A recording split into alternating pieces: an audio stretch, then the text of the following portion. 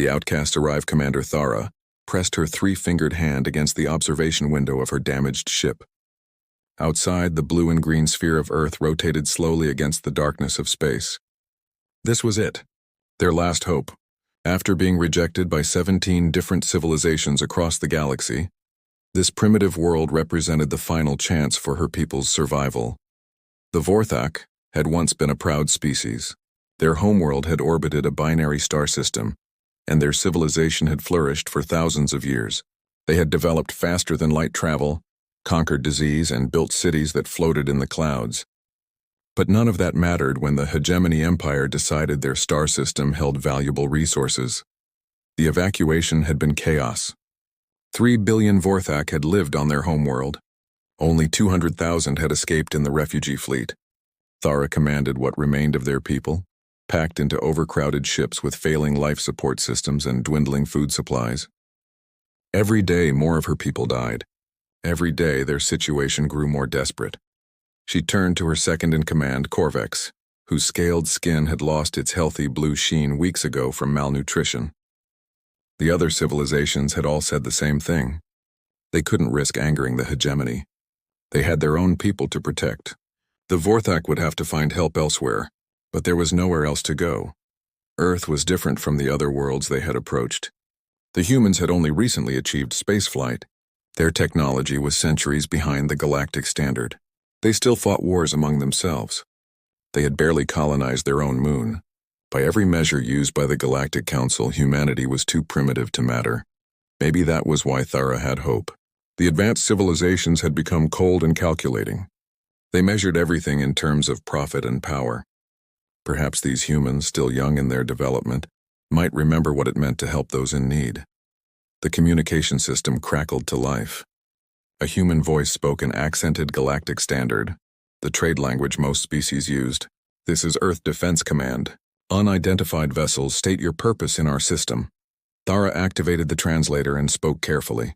"We are refugees from the Vorthak Confederation. Our world was destroyed by the Hegemony Empire. We seek sanctuary. We have children aboard. We have wounded. Please, we have nowhere else to go." Silence stretched across the void. Thara knew this moment well. It was when the other species had told them to leave. When doors had closed and weapons had been raised. Her people huddled in the corridors of their ships, waiting for another rejection. The human voice returned, different this time. Warmer somehow. Vorthak Fleet. This is General Sarah Chen of Earth Defense Command. Send us your medical emergency list first. We're preparing hospitals for your wounded. You can orbit at these coordinates while we figure out the rest. Korvex's eyes widened in disbelief. They weren't even asking about payment or technology exchanges. They were offering medical aid without conditions. It was so unexpected that many of the bridge crew thought the translator had malfunctioned. General Chen continued speaking. "We're also sending up shuttles with food and water.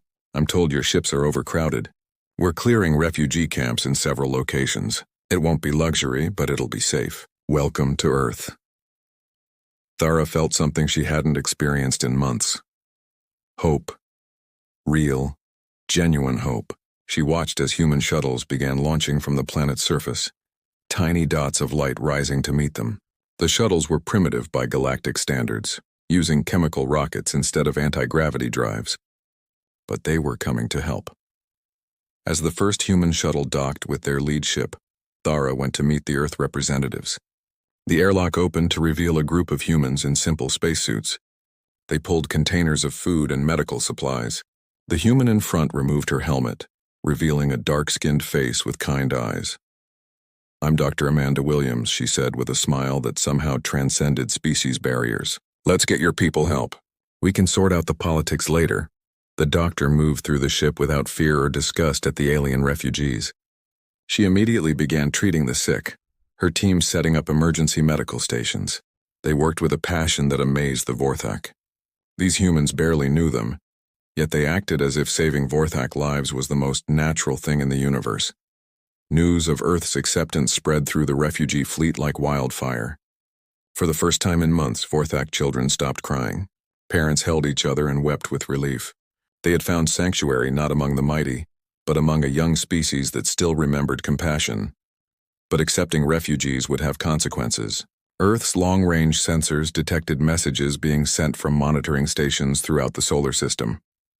The Galactic Council would know within days that Earth had taken in the Vorthak. There would be pressure, threats, possibly even sanctions. General Chen met with Thara in Earth's newly constructed orbital command center. The human military leader was direct in her assessment. "We know what accepting your people means. The Council won't be happy. But that's our problem to deal with, not yours. Every human culture has stories about helping strangers in need. We're not going to forget those lessons now." As the first Vorthak refugees were transported to Earth's surface, Thara watched the planet that had become their salvation. Humans were considered primitive by galactic standards, but perhaps the galaxy had been measuring the wrong things. Technology and power meant nothing without compassion. Earth had what the advanced civilizations had lost. The refugee camps were basic but well organized. Humans worked around the clock to provide shelter, food, and medical care. Language barriers were overcome with patience and creativity. Human children played with Vorthak younglings, not caring that they looked different. It was messy and chaotic and imperfect, but it was also beautiful. Within a week, all 200,000 Vorthak refugees were safely on Earth or in orbital facilities. The sick were being treated. The hungry were being fed. Families were being reunited. For the first time since fleeing their homeworld, the Vorthak could think about tomorrow instead of just surviving today. But tomorrow would bring new challenges. The Galactic Council's response was swift and harsh. Earth was formally censured for harboring enemies of the hegemony empire. Trade routes were closed. Technology exchanges were forbidden. Humanity was effectively isolated from the galactic community. Yet the humans didn't waver. In the United Nations Assembly, world leaders voted overwhelmingly to maintain sanctuary for the Vorthak. The message was clear. Earth would stand by its decision, whatever the cost. Part 2. Humanity's Unexpected Welcome. 3 weeks after the Vorthak arrived, the refugee settlement in Nevada had transformed from a collection of temporary shelters into something resembling a small city. Humans and Vorthak worked side by side, building homes, schools, and community centers. The desert that had once seemed barren now hummed with life and purpose. Thara walked through the settlement with Jennifer Martinez, the human appointed as refugee coordinator. Jennifer was a former disaster relief worker who had volunteered to help integrate the Vorthak into Earth society.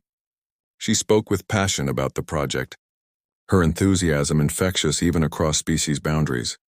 The biggest challenge wasn't housing or food, Jennifer explained as they passed a group of human construction workers teaching Vorthak refugees how to use Earth tools. It was fear. Many humans were terrified when you first arrived. Aliens were something from movies, not reality. But fear can't survive contact with suffering.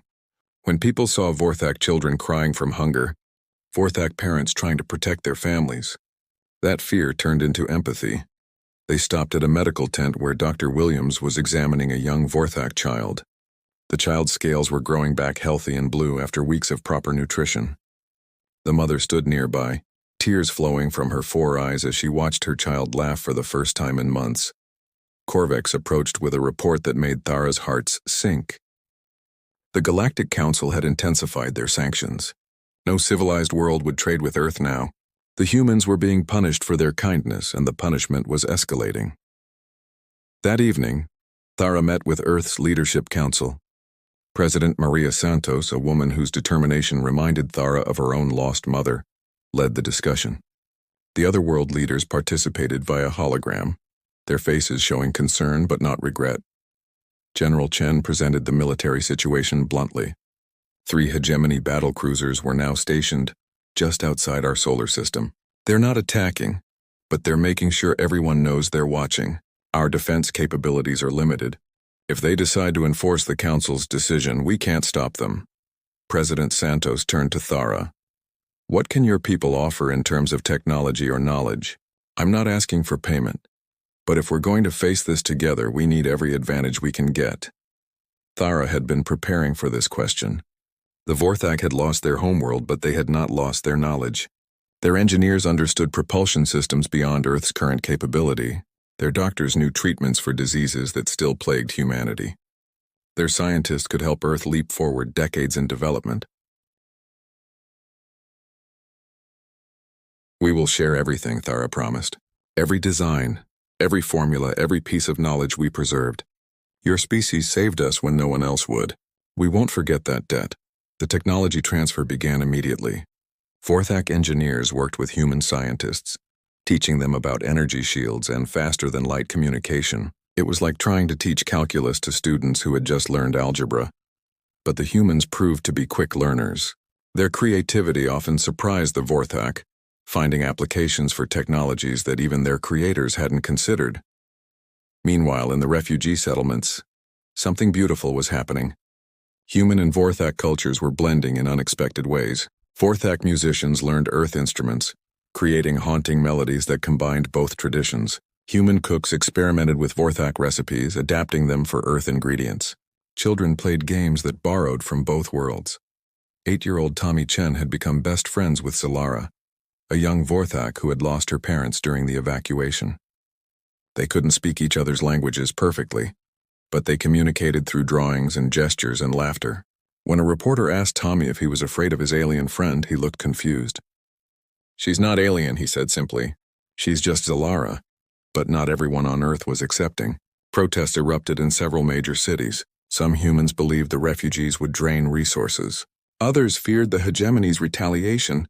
A radical group calling themselves Earth First began organizing resistance to the refugee program. The situation came to a head when Earth First radicals attacked a refugee convoy in Texas. The Vorthak guards could have easily killed the attackers with their energy weapons, but they remembered their host's kindness. Instead, they used non-lethal force to subdue the radicals, then provided medical aid to those who were injured in the conflict. The restraint shown by the Vorthak changed public opinion overnight. Videos of alien refugees helping their own attackers went viral across Earth's internet. Support for the refugee program soared. Donations poured in from every corner of the planet. Humanity was united in a way it had never been before. But unity on Earth meant isolation from the galaxy. Trade ships stopped coming. Earth's small colony on Mars was cut off from supplies. The space stations that had been symbols of human achievement now felt like prison walls. Then came the message that changed everything. It wasn't from the Galactic Council or the Hegemony Empire. It was from another refugee fleet. The Kalari, a species of artificial beings who had been declared illegal by the Council, were seeking sanctuary. They had heard about Earth accepting the Vorthak and wondered if humanity's compassion extended to synthetic life. The debate was fierce but short. If Earth was going to be a refuge, it would be a refuge for all who needed it. The Kalari were welcomed, bringing with them advanced computing technology and a unique perspective on consciousness itself. Soon, more refugee species began arriving. The Threnodi, whose planet had been strip-mined by corporations. The Yisari, whose religious beliefs had been outlawed by the hegemony. Each brought their own knowledge, their own culture, their own strengths. Earth was becoming something unprecedented in galactic history. Not an empire built on conquest or a federation built on trade, but a sanctuary built on compassion. The primitive world that the galaxy had ignored was becoming a beacon of hope for the oppressed and displaced. The hegemony empire watched with growing concern. Their entire power structure depended on fear and isolation. If species started working together, sharing knowledge freely, helping each other without expectation of reward, it would undermine everything the hegemony had built. As Earth's technology advanced rapidly through refugee contributions, the planet's defenses grew stronger. Energy shields now protected major cities. Orbital defense platforms used Vorthak targeting systems and Kalari computing power. Earth was still no match for the hegemony fleet, but it was no longer completely defenseless. More importantly, Earth was no longer alone. The refugees weren't just hiding on Earth, they were becoming part of Earth's strength. Vorthak soldiers trained human troops. Kalari enhanced Earth's cyber defenses. Threnodi miners helped extract resources more efficiently. Yisari philosophers helped humanity understand its place in a suddenly larger universe. The Galactic Council's warning. The Galactic Council's emergency session convened on Nexus Prime, the massive space station that served as the galaxy's political center. Representatives from 47 civilizations gathered in the Great Assembly Hall, their holographic projections creating a constellation of different species. At the center of their discussion was Earth, the primitive world that had dared to defy galactic consensus. Ambassador Krextal of the Hegemony Empire stood at the primary podium, his chitinous form reflecting the chamber's lights. His species had evolved from predatory insects, and they had maintained their ancestral ruthlessness in their politics. When he spoke, his translated words carried the weight of the empire that controlled a third of known space. The human situation has become intolerable, Krextal announced, his compound eyes scanning the assembly. They harbor fugitives and criminals. They share technology without proper licensing. They threaten the stability we have worked centuries to achieve. The Hegemony Empire proposes immediate military intervention. On Earth, the Leadership Council watched the proceedings through a hacked transmission, courtesy of their new Kalari allies. President Santos sat with General Chen, Thera, and the other refugee leaders. They knew this moment would come. The question was whether any civilizations would speak for Earth. Ambassador Yuli from the Centauri Republic stood to respond. She was from an ancient race that had achieved faster-than-light travel when humans were still living in caves. The Centauri are concerned about the precedent of attacking a pre-warp civilization. Earth's technology has advanced, yes, but only through refugee assistance. They pose no threat to galactic security, but they inspire rebellion, Krextal countered. Already 3 systems have experienced unrest from populations demanding Earth-like refugee policies. The humans spread dangerous ideas about universal sanctuary and unconditional aid. These concepts threaten our established order. Back on Earth, the irony wasn't lost on the human leaders. They were being condemned for showing basic compassion. The advanced civilizations of the galaxy had become so focused on maintaining their hierarchies that they had forgotten fundamental morality. Thera spoke quietly to President Santos. My people have records of the early Galactic Council. 500 years ago, they were different. They helped young civilizations. They protected the weak. Something changed when the hegemony grew powerful. Fear replaced wisdom. The debate in the council continued for hours. Some representatives argued for patience, others for immediate action.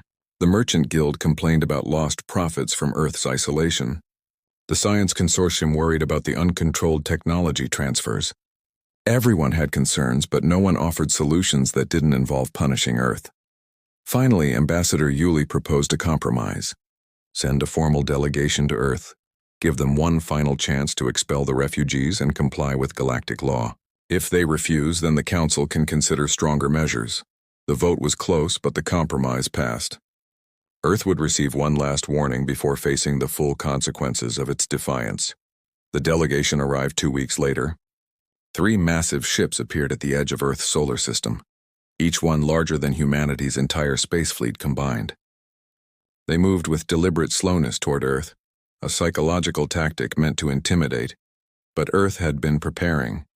The refugee settlement in Nevada had become a showcase of interspecies cooperation. The delegation would see not a planet harboring criminals, but a world where different species lived and worked together in harmony. Ambassador Yuli led the delegation, accompanied by representatives from 12 major civilizations.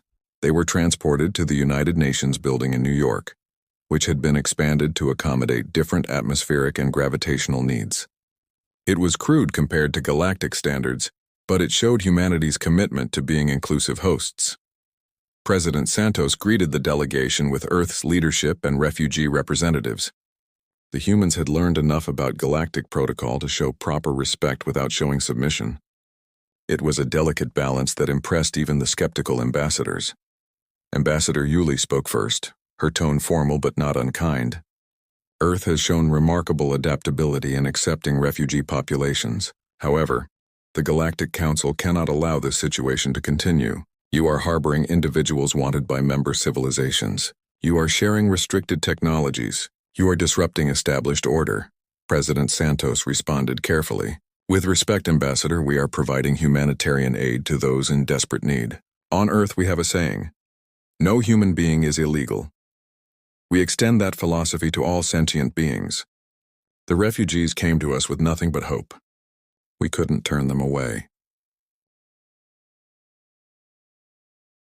Krextal, who had come as part of the delegation, clicked his mandibles in disgust. Your primitive morality will doom your species. The galaxy operates on law and power, not sentiment. The Hegemony Empire offers you one chance. Surrender the refugees, submit to council authority, and accept permanent monitoring. otherwise face the consequences. Before President Santos could respond, something unexpected happened. Zalara, the young Vorthak who had lost her parents, entered the assembly hall. She wasn't supposed to be there, but she had slipped away from her class tour of the building. She ran directly to Tommy Chen, who was watching from the human delegation section with his parents. The sight of the two children, Human and Vorthak, embracing as friends, created a moment of silence in the hall. Even the universal translator seemed to pause, unable to process the pure emotion of the scene. Tommy's mother, Jennifer Chen, stood and addressed the delegation. You see threats and violations of law. We see children who need protection. You see different species that should be separated. We see potential friends and allies. Perhaps the question isn't whether Earth should change, but whether the galaxy should remember what it once stood for. Ambassador Yuli studied the scene before her.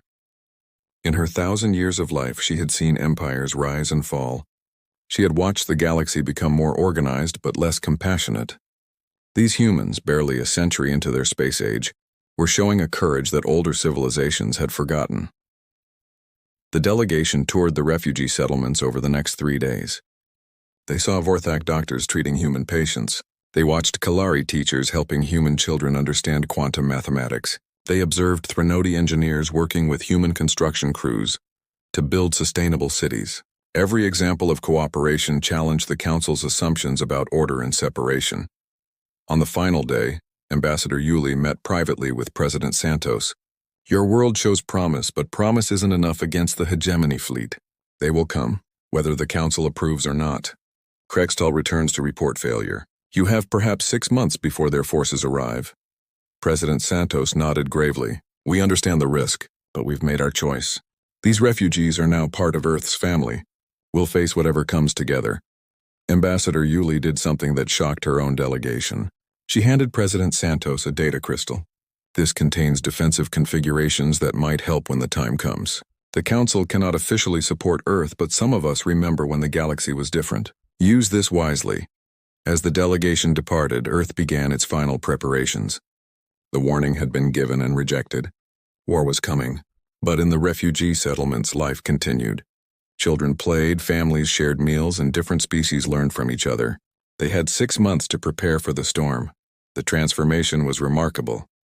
Vorthak shield technology was adapted to protect entire cities. Kalari computing systems created predictive defense networks. Threnody mining techniques allowed rapid resource extraction.